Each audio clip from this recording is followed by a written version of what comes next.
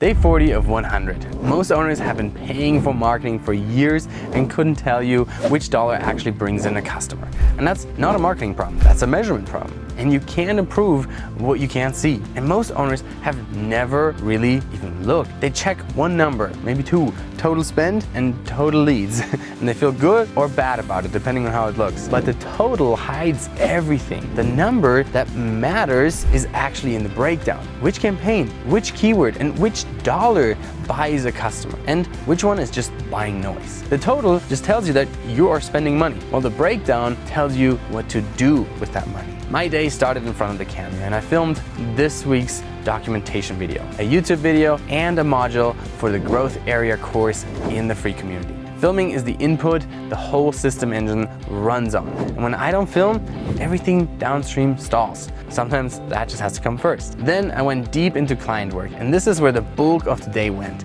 A deep dive into the ads account. I pulled every campaign, categorized the keywords, generated the performance reports, and fed them all through AI to understand what's actually producing and what's just consuming budget. And a lot of it was reverse engineering the logic behind what's currently running, what's load bearing, and what information still has to come from the outside vendor, and which assets are the real performers versus the ones that are just quietly eating all the ad budget without returning anything. Well, by the end, there was a clear direction on what to rebuild first and what to just cut out. Then later on in the day, a few other things happened. A friend of mine introduced me to a new connection and we chatted it up, and it was great to get to know him. We have walked very similar paths. Then later on, we had a team meeting in which we discussed branding for the autonomous leader that honestly wasn't as productive as I had hoped for. Well, you win some and you lose some, and next week we should have what we need. If there's one thing to take into your own business today, it is this. Take your single biggest marketing expense